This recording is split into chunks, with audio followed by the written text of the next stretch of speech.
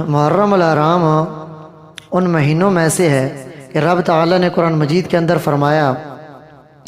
ان عدت الشہور عند اللہ 12 شہرا، کہ رب تعالیٰ نے اپنی کتاب کے اندر جو مہینوں کی گنتی ہے وہ 12 رکھی ہے، اور پھر ان 12 مہینوں میں 4 مہینے ایسے ہیں جو حرمت والے مہینے ہیں، عزت والے مہینے ہیں۔ محرم الحرام ہے، ذی قعدہ ہے، ذی الحجہ ہے اور رجب ہے۔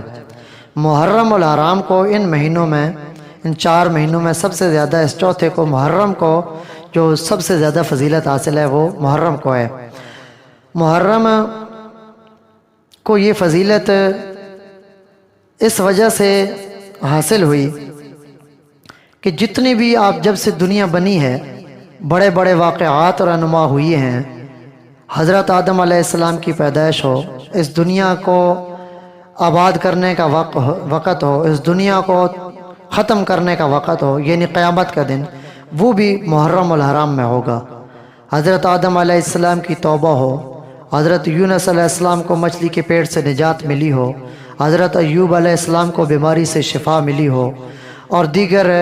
جتنی بھی بڑے بڑے واقعات جو رونما ہوئے، حضرت نوح علیہ السلام کو جو کشتی تھی جو جودی پہاڑ کے ساتھ جا رکی تھی وہ بھی محرم ہی میں تھی۔